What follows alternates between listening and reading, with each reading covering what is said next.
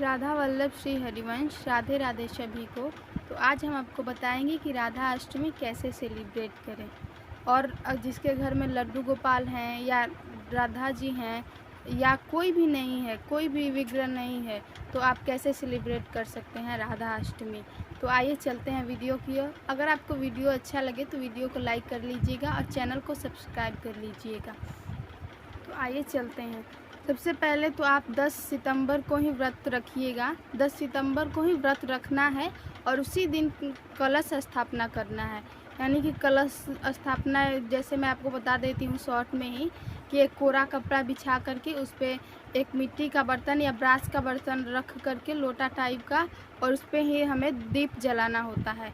और वो श्री जी के प्राकट्य तक रहना चाहिए, वो दीप प्रज्वलित ही रहना चाहिए श्री जी के प्राकट्य तक, यानी कि 11 सितंबर 5 बजे तक तो वो दीप जलना ही चाहिए।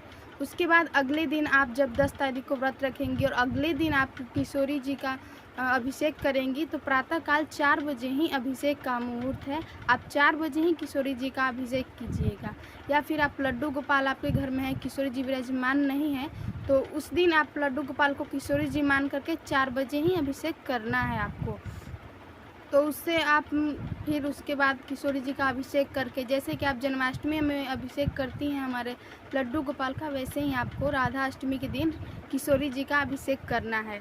उसके बाद आप उन्हें नए वस्त्र धारण करवाइए, नए श्रृंगार धारण करवाइए। जितना हो सके आप तैयारियां कीजिए, अपने घर का सजावट कीजिए, किशोरी जी के आने का, आगमन का, सब मतलब किशोरी जी का भी श्रृंगार कीजिए। और कल जितना हो सके आप श्रृंगार अर्पण कीजिए किशोरी जी को, 16 श्रृंगार जितना आपका हो सके, जितना भाव है आप कर सकते हैं उतना ही कीजिए। और लड्डू गोपाल को भी सेम वैसे ही करना है, क्योंकि उस दिन तो हमारी लड्डू गोपाल नहीं रहेंगी, यानी कि किशोरी जी उस रूप में रहेंगी। तो उस दिन आप लड्डू गोपाल को ही नथ धारण करवाइए, किशोरी जी का हर श्रृंगार धारण करवाइए।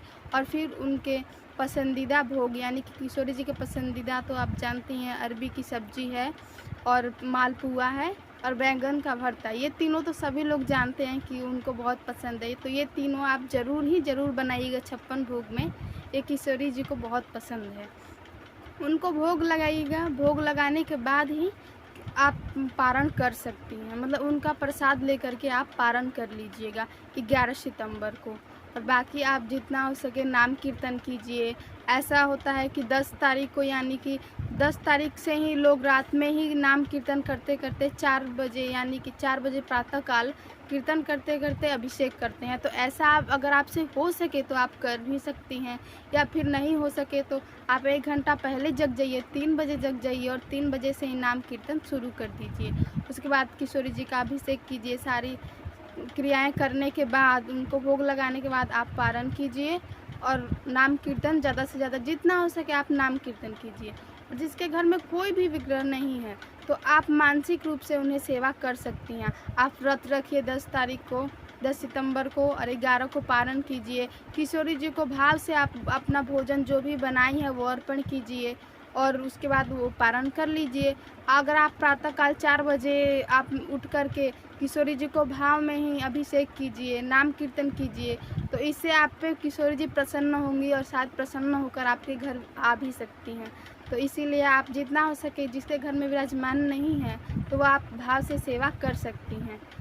आगे हम आपको वीडियो में कल राधा अष्टमी की पूरी तैयारियां दिखाएंगे, तो हमारे साथ जुड़े रहिएगा। चैनल को सब्सक्राइब कर लीजिएगा ताकि आपको हमारी वीडियो आप तक सबसे पहले पहुंचे।